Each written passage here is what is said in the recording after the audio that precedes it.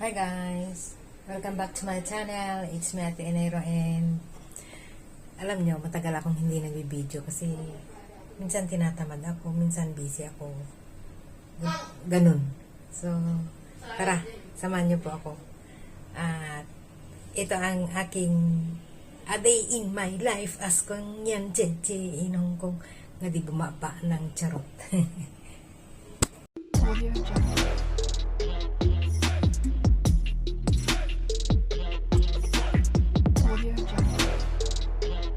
So, today, nag-request sa akin yung alaga ko ng, spring roll na pagkain. Ganun daw ang gusto niyang baon sa school. Kaya, minabuti ko. Alam niyo yung spring roll na pansit, na nilagyan mo ng minced pork, tsaka carrot, patatas, ganun, mga beans, ganun. Ganun ang gusto niya. Pero pansit, ibabalot mo freenay ko na. Tapos ibabalot ko sa spring roll na pangbalot. Ganyan po. Ginisa ko lang konti. Konting-konti lang na mantika. Kasi pag freenay natin, may mantika pa rin. So, konti lang. At least lang. So, himay-himayin natin.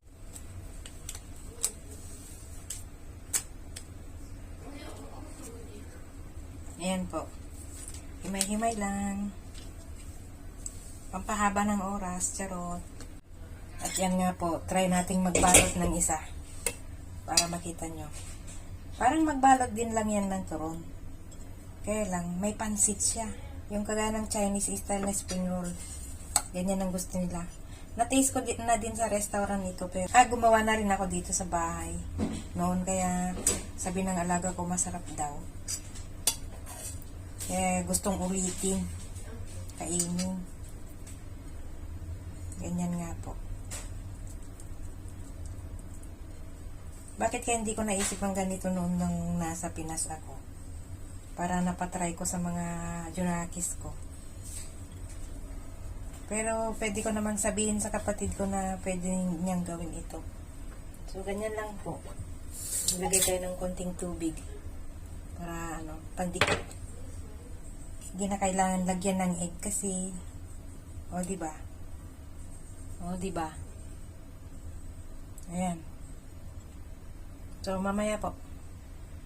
2,000 years later. At yan nga po ang kinalabasan. Hindi ko na ubos yung yung ingredients niya. Pero marami na to. Pero bibili pa ako ng ng pambalot kasi sayang. Kahit yan na lang yung lunch ko. Pati yung mga bata ganyan gusto nilang lunch. So, magluto tayo, prito tayo. Iprito natin. Tapos pag bumalik tayo galing school, bibili pa tayo ng ganyan, ng ganito, ng wrapper. Para maluto natin lahat. So, prito muna. Ayan nga po at may naluto na. Tapos may natira pang dalawa na piprito pa. Idadalhin ko sa school yung iba kasi baon ng bunso. Tapos babalik pa ako. Ipiprito ko yung natira. Bibili ako ng wrapper. So mamaya po. Tomorrow. And this is the finished product. Finished product. New product. Anyway, yun na yun. Basta Shanghai roll. Yan po at itatry natin. Nilagyan ko siya ng suka.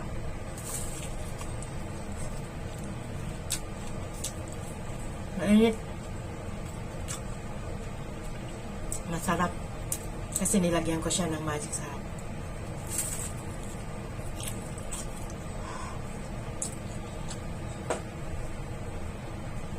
Kain po tayo. Isa lang to try. Kasi binigay ko dun sa alaga ko yung iba. 1 hour later. Tuloy ang ligaya. Dumating na tayo sa bahay at nakabili tayo ng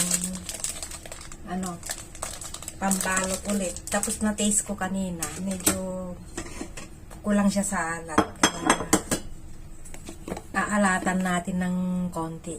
Konting-konti lang. Lagyan natin siya ng asin. Iodized salt. Tapos, i-open natin yung yung spring roll. Kanina matigas siya kasi galing sa freezer. Pero medyo nag-melt na siya. Lagay na to. Himay-himayin.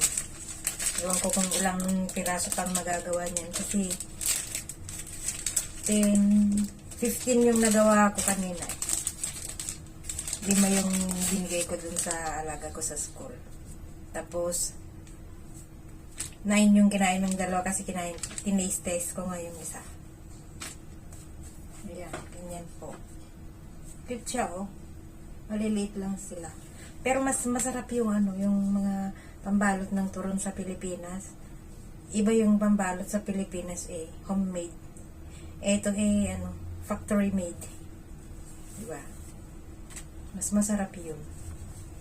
Kaya nung time na bumili ako ng saging na saba sa Worldwide, nagtatanong ako kung may tinda silang lumpia wrapper, yung parang pang Pinas.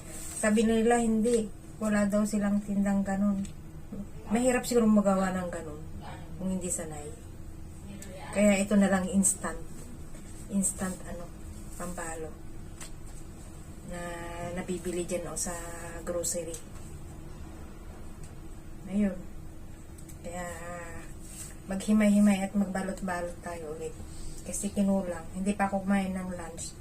Sila, malamang kulang kasi tig 4 pieces lang sila. So, ituloy-tuloy natin para may kakainin pa sila. So, yan nga po. Solve na tayo sa pagkain. Alam nyo kung ilan ang nabus ko? 8. Gilutom Tapos, ang sarap kasi ito. Tapos, may natira pa sa mga alaga ko, tig 7 din sila. Kasi kumain na sila kanina ng tig 5. So, marami akong ginawang spring roll for today. And, salamat kasi nabusog tayo. Nabusog pa ako, di ba? And, maghugas tayo ng ginamit natin, tapos mag-ayos tayo dyan sa loob, tapos aalis na tayo ng bahay, pupunta tayo ng palengke kasi wala pang dinner. So, tingnan nyo, tanghali pa lang, dinner na naman ang iniisip. Charot! Parang ganun. And salamat. Thank you for watching. It's time to say bye. This is Ate Enero. And wag na po kayong magsasawa sa mga videos ko dahil bibihira lang po. Bibihira na po. Ganun. And sana nasa mabuti kayong kalagayan palagi and malayo sa mga sakuna. Alam nyo nang sakuna, disgrasya, o kung ano-ano pang sakuna. And it's time to say bye. And salamat po. Mabuhay and God bless all. Bye!